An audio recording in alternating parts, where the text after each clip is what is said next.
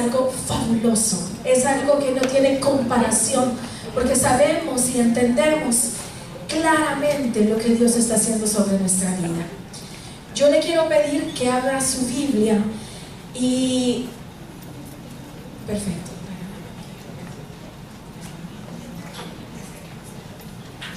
Y como hemos estado hablando, el pastor nos ha estado hablando durante varios domingos ya, de cómo alcanzar mi herencia. Yo hoy quiero contarle que Dios me desafió a desarrollar este tema.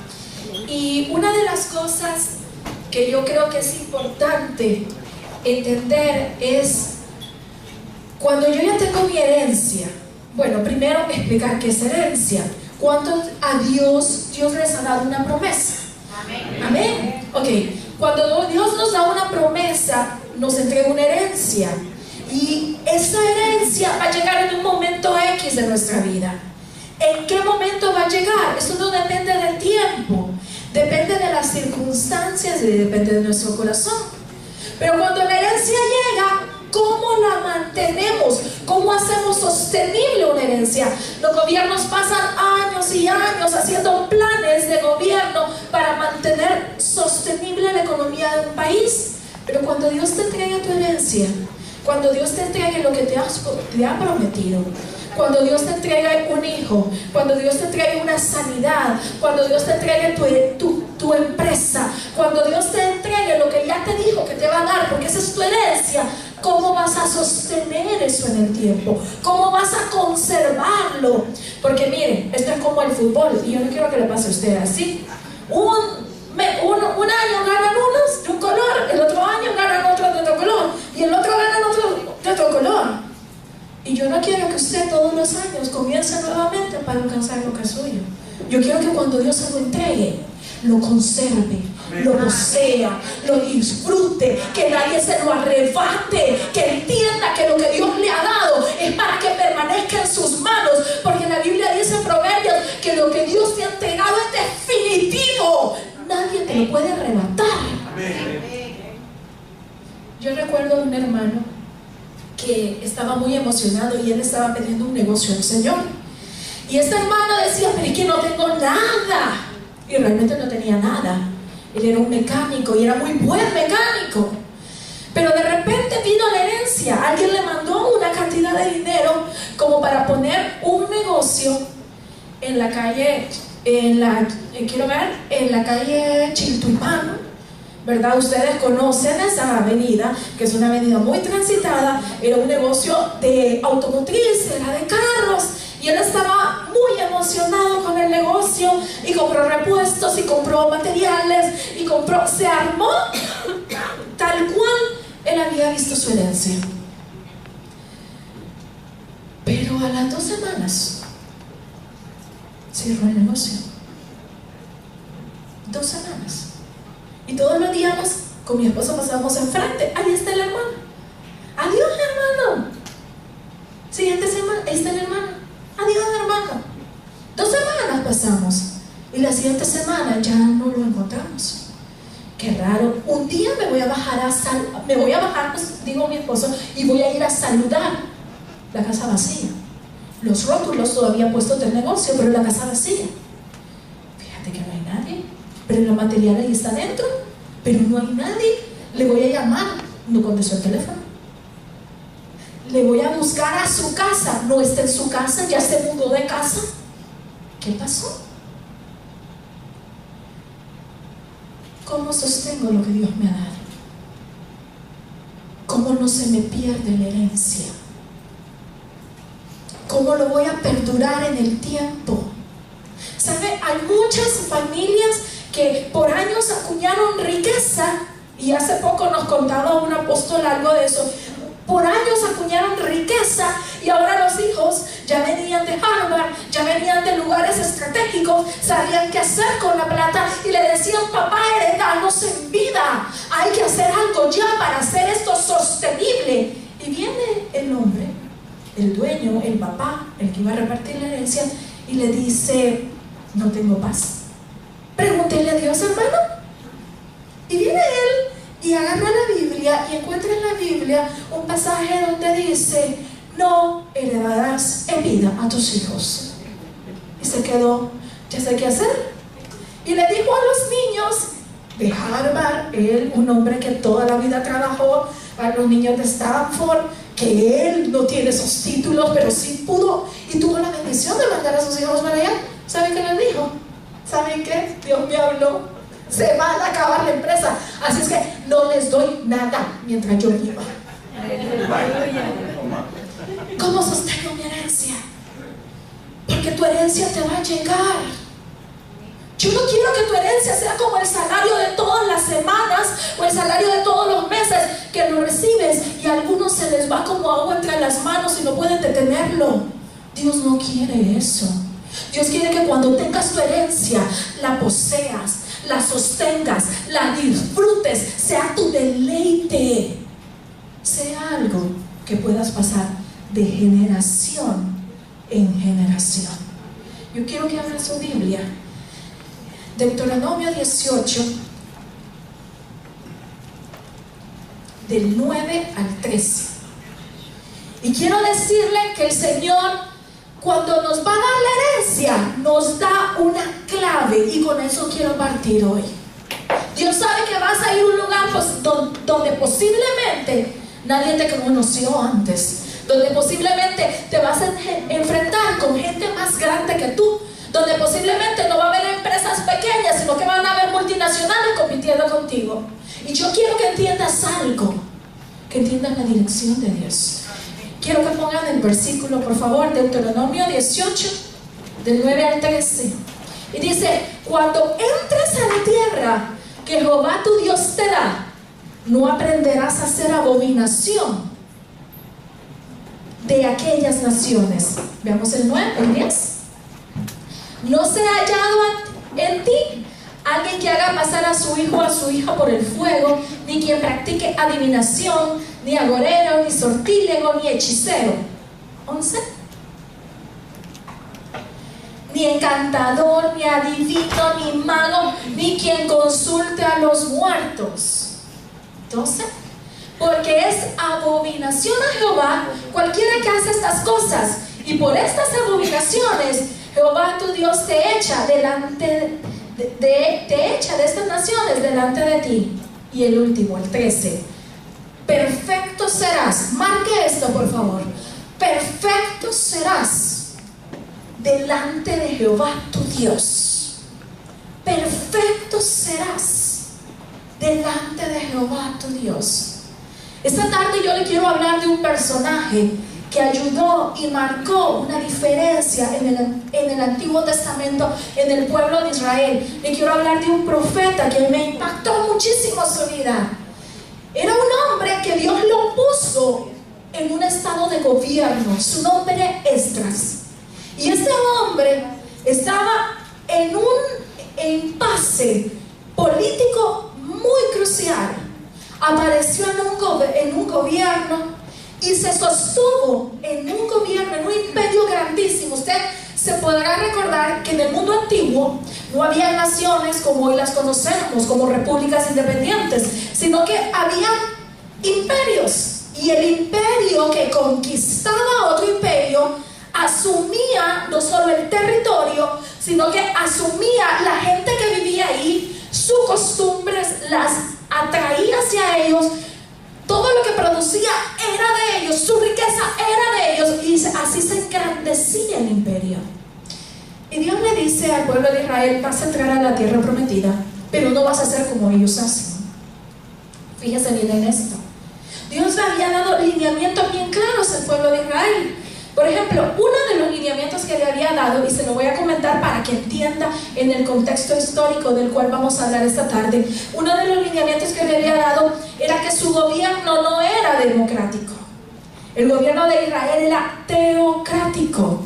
Es decir, no manda demos, el pueblo manda Dios, teos, manda Dios. ¿Y a través de quién?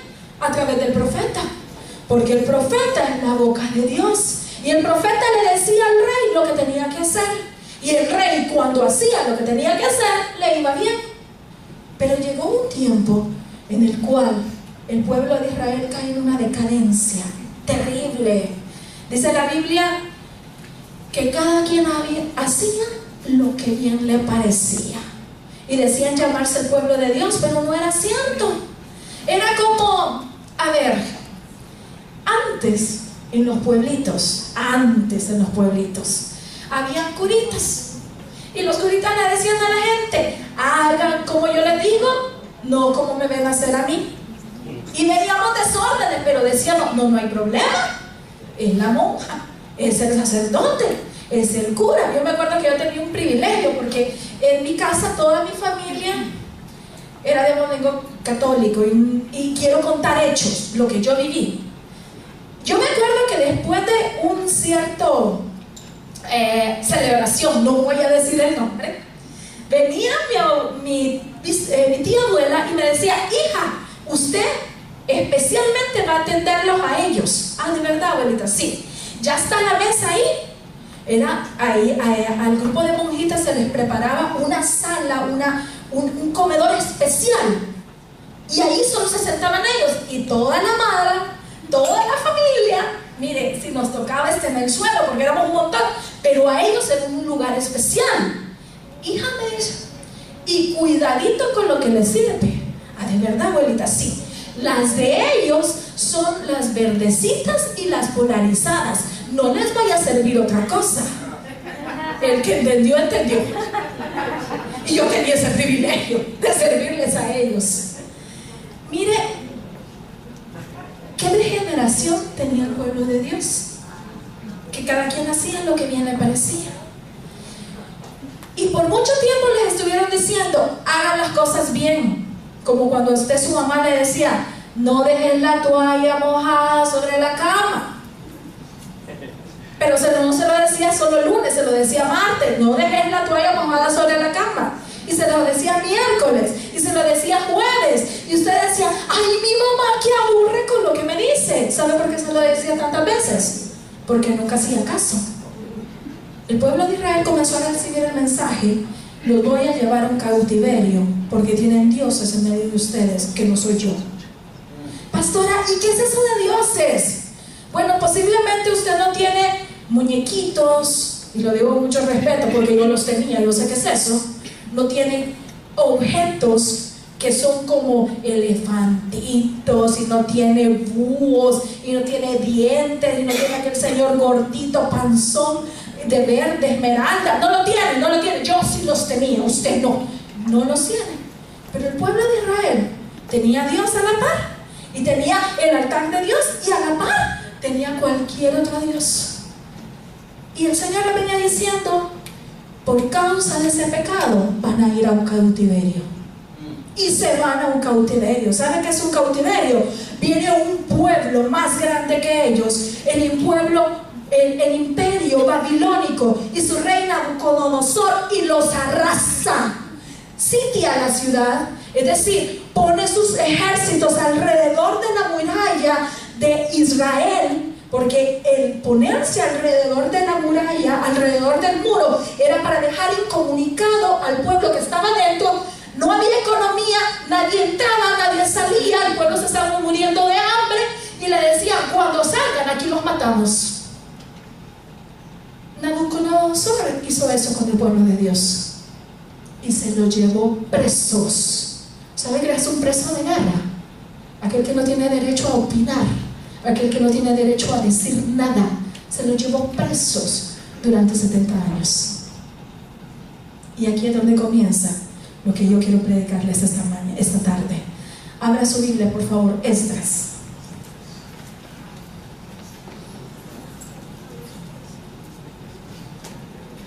Capítulo 1, versículo 2.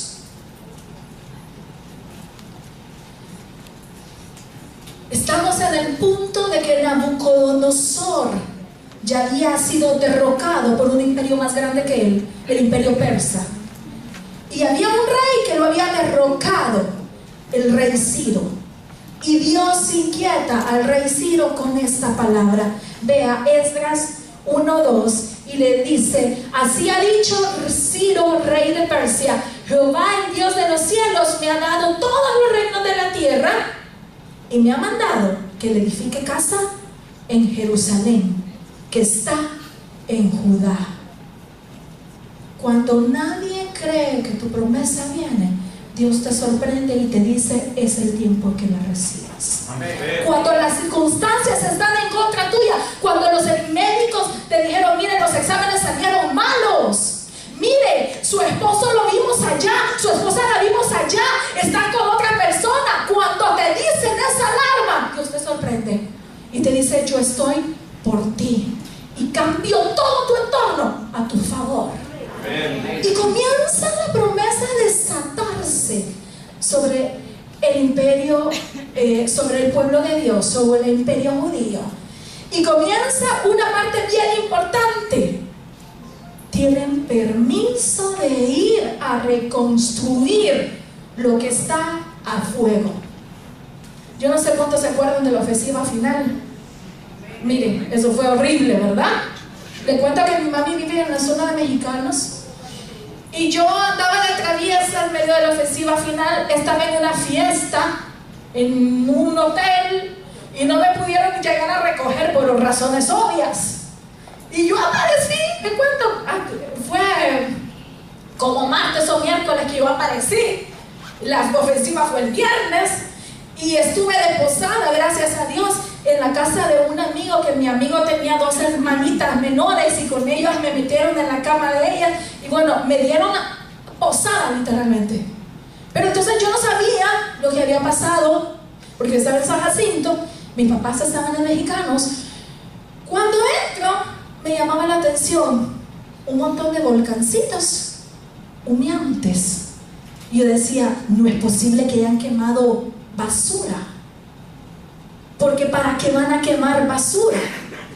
Y usted sabe, yo sé que no era basura, eran cuerpos, no sé de qué bando, pero que ya los habían calcinado, porque después de cierto tiempo, usted sabe que una persona que esté entrando en estado de descomposición, eso es una infección segura. Entonces, no sé qué bando se había dado la tarea de sanear, ¿me entiende?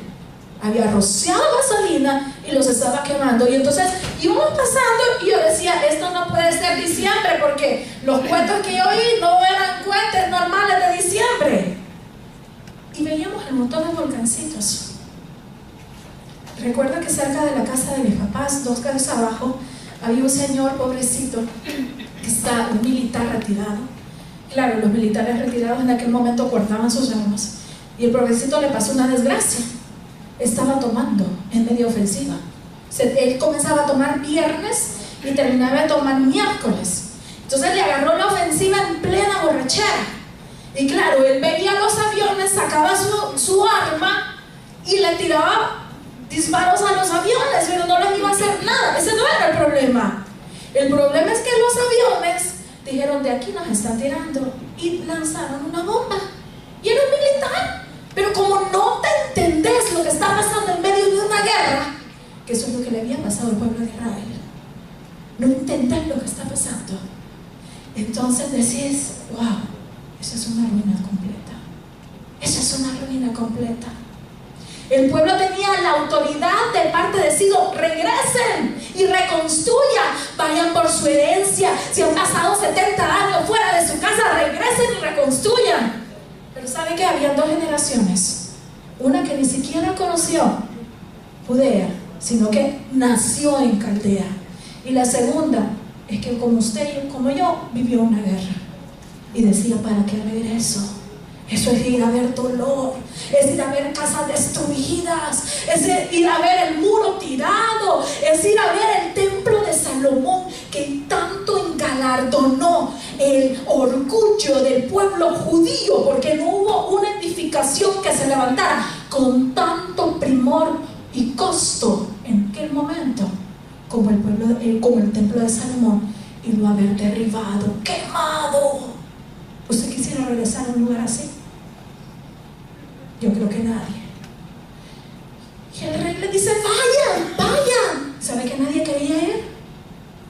Cuando te dicen: aquí aquí está tu herencia, pero tienes que creer, pero no va a ser fácil, tienes que hacer algo para recuperar tu herencia.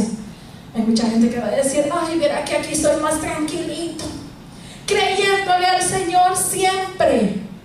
Cuando te dicen, el negocio va, dice Dios que el negocio va, ¿usted qué tiene que hacer?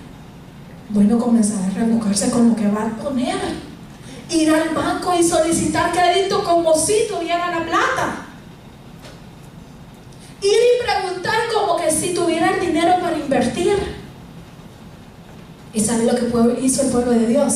Fue algo terrible. Habían aproximadamente 8 millones de judíos en Caldea. ¿Y sabe cuántos quisieron ir? 42,000.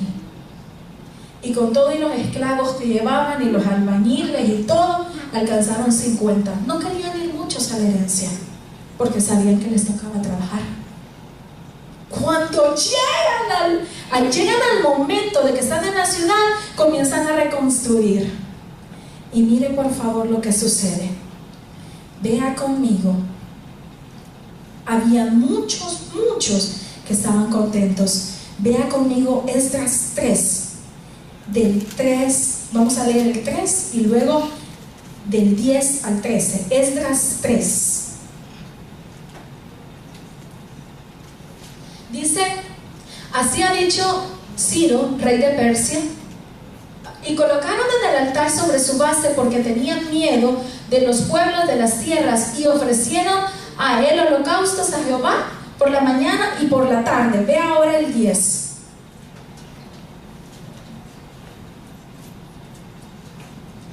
Y cuando los albañiles del templo de Jehová echaban los cimientos, pusieron a los sacerdotes vestidos de sus ropas y sus trompetas, y los levitas, los hijos de Asaf, con címbalos, para que alabasen a Jehová según la ordenanza de David, rey de Israel. 11. Y cantaban alabando y dando gracias a Jehová, diciendo, porque Él es bueno, porque para siempre es su misericordia sobre Israel. Y todo el pueblo clamaba con gran júbilo, alabando a Jehová, porque se echaban los cimientos de la casa de Jehová. Es decir, estaban reconstruyendo su promesa. Veamos el 12. Y muchos de los sacerdotes, de los levitas, de los jefes de las casas paternas, ancianos que habían visto la primera casa, diga conmigo, la primera casa, habían venido a echar los cimientos y lloraban en alta voz, mientras muchos daban grandes gritos de alegría. Veamos el 13. Y no podía distinguirse el clamor del pueblo de los gritos de alegría, de la voz del lloro, porque clamaba el pueblo con gran júbilo y se oía el ruido hasta lejos.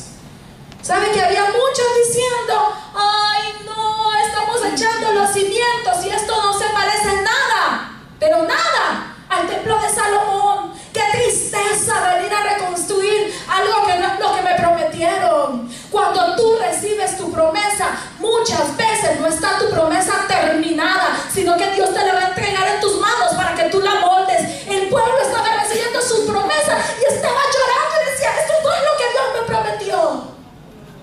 ¿Cuántos ya recibieron su promesa? Y están diciendo, esto no es lo que Dios me prometió. Quiero decirte algo de parte de Dios. No llores sobre los escombros de lo que tú creíste que era tu promesa, porque Dios no se equivocó en dártela. Dios no se va a equivocar en darte lo que te va a entregar a tus ojos. Posiblemente no era lo que esperabas, pero Dios tiene un propósito. Y ¿sabe una cosa? Yo no quiero que su promesa se detenga como se detuvo el pueblo de Israel. Este equipo iba con un líder, se llamaba Zorobabel. Usted lee el libro de Esdras y de ese gusto y va a entender todo lo que le estoy explicando esta tarde. Y Zorobabel comenzó a reconstruir el templo y comenzó a reconstruir los muros, porque dice, esa es mi herencia. Pero se equivocó. Se equivocó. ¿Y sabe qué?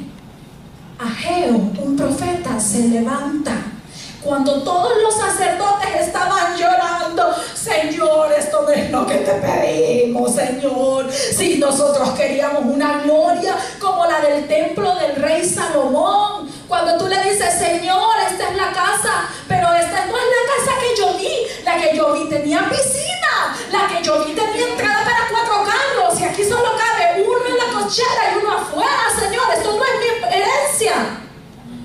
Hay mucha gente que cuando recibe la primicia de la herencia, en lugar de dar gracias, critica lo que Dios está haciendo. Ay. Qué doloroso para Dios haber movido el corazón de un hombre de hierro, un hombre que le puso el pie al rey, de que hizo una de las 7 maravillas del mundo, los jardines colgantes de Babilonia, y que se engalardonó diciendo, yo, Nabucodonosor, por mí tengo todo esto. Léanlo, por favor, busque historia.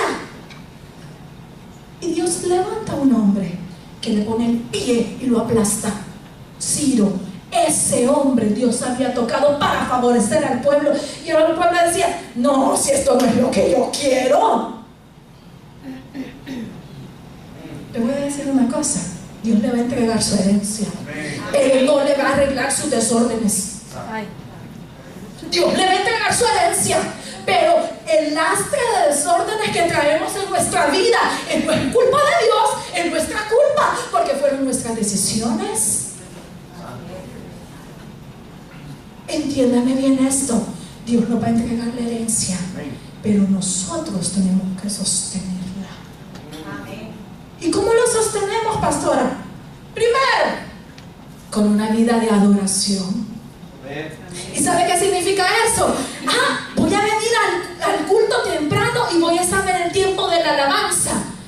La adoración no es un tiempo de 45 minutos, de 30 minutos, es un estilo de vida todos los días. Y hay mucha gente que vive quejándose ahí.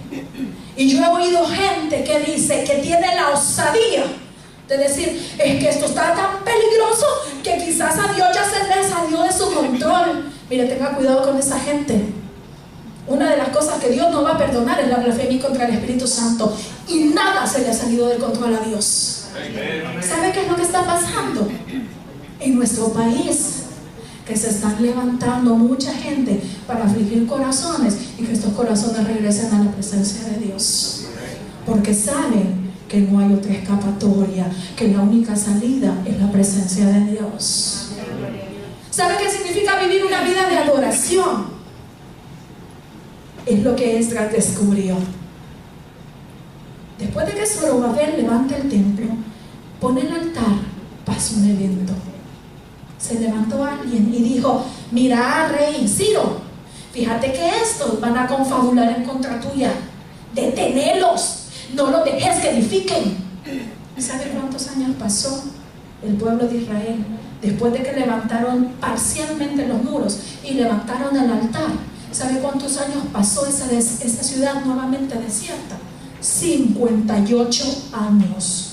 Yo no quiero que usted pase ese tiempo esperando que su herencia poderla disfrutar, porque usted tiene un espíritu de queja, un espíritu de queja. Yo no quiero que usted pase mucho tiempo con su herencia enfrente sin poderla ver, porque simplemente es más fácil quejarse como todos los demás que trabajar por lo que Dios le ha prometido. Amén. Amén. Y me impresiona una cosa. Esdras estaba en el palacio, sabía que Zorobabel se había detenido, y Zorobabel se queda ahí, pero las cosas no avanzan. Y dice, ¿por qué no avanzan? Esdras era un hombre que se había dedicado a la palabra, había leído, había inquirido. Hoy en día es bien fácil comprar una escritura. Usted va a la librería y hay de todos colores, de todas pastas, letra grande, letra gigante. Pero antes de la antigüedad, para poder distribuir la palabra de Dios, había una profesión, se llamaban escribas. Y los escribas tenían una plumilla y estudiaban durante toda su vida para transcribir la ley de un rollo a otro rollo. Ese era Esdras. Dice la palabra de Dios que Esdras había dedicado su vida a dibujar, a hacer copias de la palabra de Dios y repartirlas. Imagínense si todo lo que tiene ahorita usted en sus manos, que tiene Biblia de papel, le tocara para compartir la palabra de Dios a usted, le tocara copiarlo todo con su mano, manuscrito, para poderle regalárselo a alguien. No, sería una completa locura. Pastora, no termino. Más fácil la pongo a fotocopia, la imprimo y se la regalo. Pero este había dedicado su vida a escribir con su mano. Y Esdras, como conocía también la palabra, viene y dice: ¿qué está pasando aquí? Y comienza la segunda fase. La vida de adoración es una vida que es reflejo, lo interno de lo externo. Hay gente que sabe, le gusta cantar y canta lindo, y lo mismo canta alabanzas que canta cualquier cosa. Yo me acuerdo cuando estábamos en Chalatenango, pasó una vez un trío y le dice a mi esposo: los espero al culto. Porque le dijeron: patroncito, le tocamos esta, le tocamos la otra. Y le dice mi esposo: no, los espero al culto. También no sabemos, vine a alabar a Dios. ¡El trío! ¿Sabe qué es lo que pasa? Esdras se dio cuenta de algo. Zorobabel creía que con levantar la parte externa iba a poder reconstruir lo que Dios les había prometido. Le voy a hacer un chiste. Me fascina mi nuevo look. Pero de nada me serviría ese nuevo look si mi corazón no hubiera cambiado. Y hay mucha gente que viene a una iglesia, levanta sus manos y oye las alabanzas y las canta, pero día a día en su carro lo ministra otra cosa, algo que no es de Dios. Y si usted todos los días anda escuchando que se me engañó, que la otra me lo quiera quitar, mire, va a andar con una fobia toda la semana. Usted es lo que sus sentidos, lo que es ministrado por sus sentidos, y uno de los sentidos es el oído. Y si usted anda ahí contando que todas las mujeres son iguales y que no hay ninguna mejor que la otra y que todas son traicioneras, le cuento, así como lo cuenta usted y lo canta, jamás me encontré una mujer perfecta. Ese es el problema. Lo que somos ministrados durante la semana es lo que hay en nuestro corazón. Y hay gente que diga: mira, ¿y ese por qué llora? Vos cuando le dicen, le profetizan, ¿por qué llora? Yo no siento nada. ¿Y qué va a sentir? Discúlpemelo. ¿Qué va a estar sintiendo si toda la semana usted no se conecta con la presencia de Dios? Ese es el problema del pueblo. Ellos creían: levantamos la ciudad y la hicimos. No, si de nada sirve que cambie nuestra apariencia física si lo de adentro no ha cambiado. Esa es una vida de adoración, una vida que pase lo que pase, su corazón está postrado a la presencia de Dios. Me va bien, gloria a Dios. Me va mal, Señor, tú tienes control de todo y me vas a sacar de esta como me has sacado de muchas. Pero hay mucha gente que dice: ay, Dios mío, si yo soy cristiana, si yo ayuno, si yo hago vigilia, y mira, Señor, ¿por qué no me contestas? Mire, yo no sé, aparte de esa gente, le va a caer un rayo y se le va a pasar a usted bien cerca. ¿Cómo es posible que se les ocurra tirarle un reclamo al cielo? Si Él es soberano, Él conoce su pasado, su presente y su futuro. Él sabe por qué le está aconteciendo lo que le ha venido. Mire, a veces nosotros, uno dice, ¿verdad? El hermano fulano le pasó. No puede ser, no, si tan buenecito. Mira, a mí me dolió mucho mi corazón. Hace poco una profeta amiga nuestra estuvo enterrando a uno de sus hijos espirituales. El muchacho murió en un accidente en Soyapango. Él venía en moto, una empresa de una telefonía, que no le voy a decir el nombre, pero usted ya ve la noticia, arrolló la moto y lo mató. Entonces se fue devastadora. Un muchacho que dirigía la alabanza. ¿Qué pasó? Un muchacho que se había casado en diciembre. Haga la cuenta cuántos meses van. ¿Qué pasó? Y cuando la pastora de él, la profeta amiga mía, me decía, ay amiga, no sabes qué pasó, le dije, fue el mejor momento. ¿Y por qué? La esposa le agarró que no quería ir a la iglesia, que no quería ir al culto. El director, ministro de alabanza, y no me estoy hablando de cualquier ministro, estoy hablando de un hombre que profetizaba mientras estaba cantando, alguien que bajaba la presencia de Dios. Ay, amiga, ella no quería ir al culto. Y usted podrá pensar como yo, si eso no es tan grave de voz. Pues ¿sabe qué es lo que pasaba? Que ella no quería ir al culto, porque mientras él estaba en el culto, ella estaba con alguien más. Y Dios se lo llevó. Él está en la presencia del Señor, los santos sé, pero ella no puede con esa carga. ¿Usted cree que Dios se equivocó con usted? No. Dios le está formando una vida de adoración. Una vida que salga el sol, haya lluvia, no salga el sol, usted levante sus manos, y si no puede levantar la mano porque va manejando, levante el corazón y le dice, Señor, estoy en tus manos. Pero ve el siguiente, no solo una vida de adoración, una vida de integridad. Y aquí con esto voy a cerrar porque ya mi esposo me está yendo feo. Una vida de integridad. Mire por favor Esdras 7:6.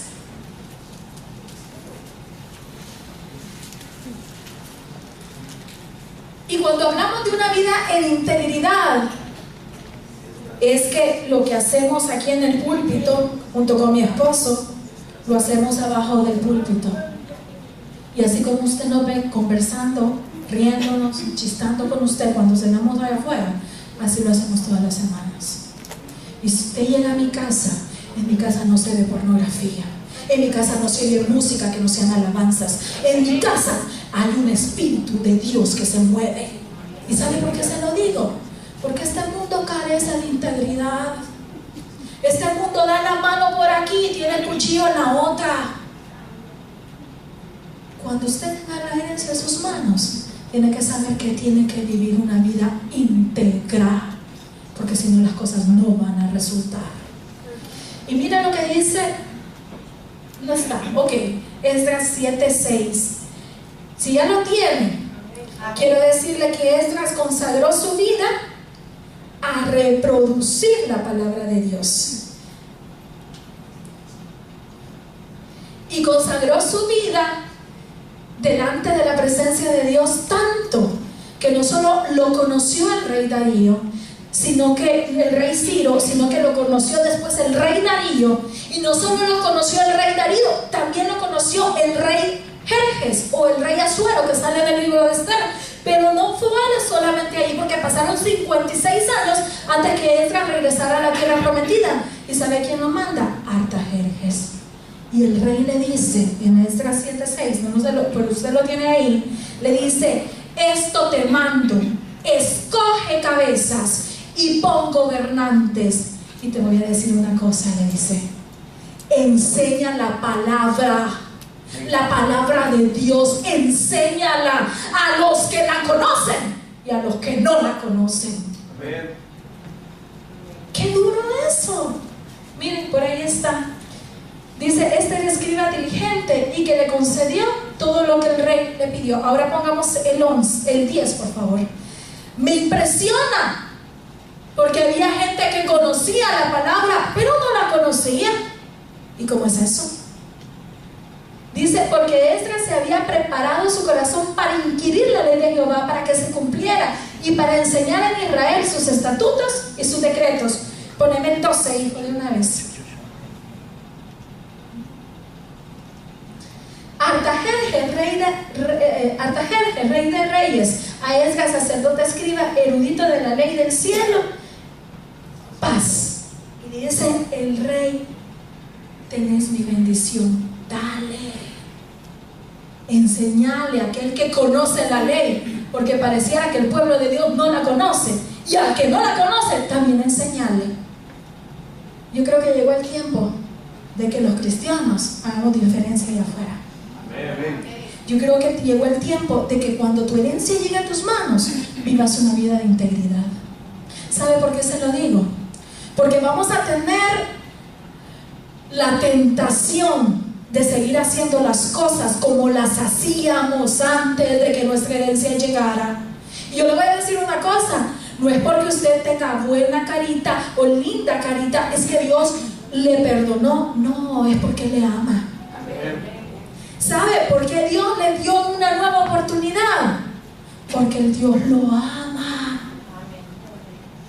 O sea, aquí ninguno de nosotros menos, el pastor y yo menos, somos dignos de que Dios nos haya regalado una segunda oportunidad. ¿A cuántos nos regaló una segunda oportunidad? Ay, pastora, a mí me dio una segunda oportunidad en tercera, en cuarta, en quinta materia. Gracias a Dios, en la Universidad del Cielo. No tenemos que retirarnos a la tercera, la podemos inscribir 25 veces si usted no la pasa. Le quiero decir algo. Vivir una vida de integridad no es fácil en medio de este mundo. Yo trabajé en una empresa que se movía una cosa tan espantosa. Un día descubrí a la contadora general haciendo una constancia de sueldo a una niña que ganaba como $300, dándole una constancia como por $1,300 para que la niña sacara un préstamo. Pero no solo era eso, descubro al administrador de proyectos, porque era una empresa constructora, al administrador de proyectos sacando recibos de meses y años pasados, metiéndolo en las liquidaciones de los proyectos presentes. ¿Sabe para qué? Porque el dinero se había gastado de saber en qué, y se lo metía a la bolsa. Pero eso no era todo. Si la corrupción era a todo nivel, si todos lo hacen la gerente de proyectos, lo hace el gerente de proyectos, lo hace la contadora general. ¿Cómo no lo va a hacer el presidente de la compañía? Venía el presidente de la compañía y le decirle que en la partida tal, de tal proyecto, ya vamos con tanto avance. Y sacaban de la partida de ese proyecto, los que están en construcción me van a entender, y lo que hacían era, apenas pedían del desembolso, cubrir con aquel otro proyecto que ya nos habíamos gastado el dinero. ¿Sabe qué pasó con esa empresa? Quebró. El banco le quitó todos los inmuebles y ellos eran los mayores desarrolladores de esta zona. Se quedaron en la calle. Y usted me puede decir, pastora, pero si en este mundo todo mundo hace sus chanchullos. Le voy a decir una cosa, posiblemente hicimos nuestros chanchullos, hicimos cosas que eran antiéticas, desagradables a la presencia de Dios, pero ahora Dios nos dio una segunda oportunidad. Y entonces dice la palabra de Dios, vivan una vida íntegra. Es cierto, yo lo hice, pero ya no más. Es cierto, yo veía pornografía, pero ya no más. Y yo no sé por qué estoy hablando de pornografía. Vive Nova, que no está en mi texto, no está en el bosquejo, así que no me dudo que aquí hay alguien con eso. Dice el Señor, vivir una vida íntegra es que yo te pueda ver a través de un espejo, en lugar de paredes de concreto, tengas espejos y que todos te vean y seas el mismo aquí, que allá afuera en tu casa. Eso es vivir una vida íntegra. Tienes una segunda oportunidad. Te van a entregar la herencia. ¿Sabes cómo la herencia se sostiene? Primero, viviendo una vida de adoración. Segundo, viviendo una vida íntegra. Yo sé que todos cometimos errores. Yo sé que todos cometimos errores. Ay, pastora, pero usted es más buena, o su esposo es más bueno que otros pastores que salen en las noticias. Sí, si el parámetro fuera de esos pastores que salen en las noticias, yo le diría a mi esposo es 10. Pero el parámetro no son esos pastores, el parámetro es Cristo Jesús. Amén. Si usted me dice, ay, pastora, pero yo soy mejor mamá que todas las mamás de los compañeritos de mis hijos. Sí, pero es que el parámetro de comparación para su vida no son las otras mamás. El parámetro de comparación es la Biblia. Y quiero cerrar con esto. Esdras era un reformador. Y quiero tirársela porque esta sí no me la puedo quedar callada. Y aquí sí cierro. Esdras era un reformador. ¿Sabe qué significa la partícula re? Es multiplicar. volver a ser. Cuando tú quieres reformar tu vida, tienes que saber algo. Tienes que conocer cuál es la forma que Dios le dio. Mujeres que están en esta sala, que están solas, les voy a decir algo: no se conformen con menos de lo que Dios les ha prometido. Tú no estás diseñada para ser amante de nadie. Tú no estás diseñada para ser plato de segunda mesa de nadie. Si Dios te dijo que tú eres una mujer que se va a casar, se va a casar. No tenemos por qué tratar de vivir una vida fuera de la voluntad de Dios. Yo no puedo reformar mi vida. Hay mucha gente que dice: ay, pastor, yo voy a la iglesia para que me reformen. Ok, para que te reformen, tú tienes que conocer la forma que Dios le dio a tu vida. ¿Sí? Hay tanto dolor en mi corazón porque hay tanta juventud desviada sexualmente hoy en día.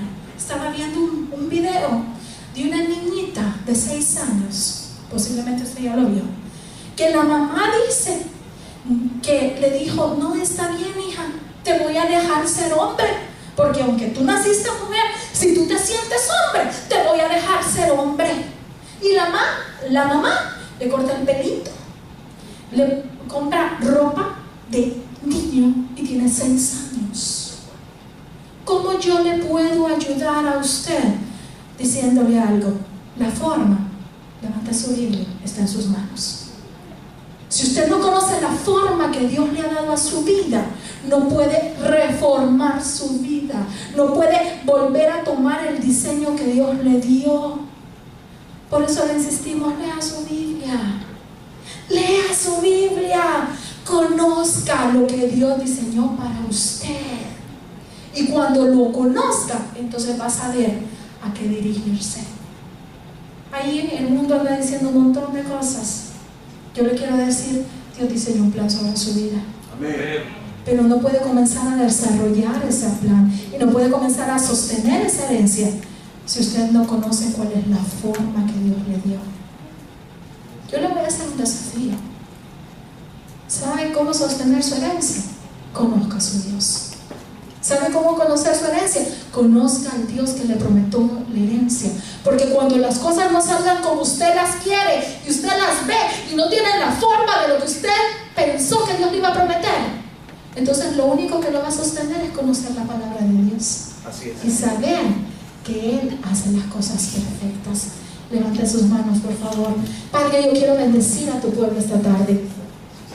Y quiero declarar, Señor, que tus hijos son personas que van a lograr sostener tu herencia, que van a tener el valor, la entereza, la integridad, van a vivir la vida de adoración, Señor, que mereces tú, para que ellos puedan conservar su herencia. Padre, yo declaro que cuando tú se las entregues, no se escapa de sus manos, sino que la sostienen, la disfrutan. Señor, yo bendigo a tu pueblo. Y yo declaro que el tiempo de la herencia no es un tiempo en el cual van a perderlo, sino que van a ganar. Y Señor, declaramos que por muy grandes o gigantes que se vean los desafíos, cuando veamos nuestra herencia, tú nos sostienes de nuestra mano derecha. Padre, gracias, Señor, por este momento. Gracias, Señor, por este tiempo. Yo te suplico, mi Señor, que tus palabras resuenen en sus corazones. Yo quiero que le digas: Señor, hazme vivir una vida de adoración. Señor, hazme vivir una vida de integridad. Hazme, Señor, vivir una vida conforme a tu diseño. Voy a conocer el manual de aquel que me diseñó. Dígale: Señor, me quiero apasionar por conocerte. Me quiero apasionar por entenderte. Me quiero apasionar, Señor, por disfrutar la lectura de tu palabra, por estar contigo, por alabarte, Señor, no solo mientras estamos en el culto, sino durante la semana, Señor, recordar esas alabanzas que traen confort a mi corazón, que traen sanidad, esperanza, que alientan mi fe, Señor, y poder, Padre Celestial, sostener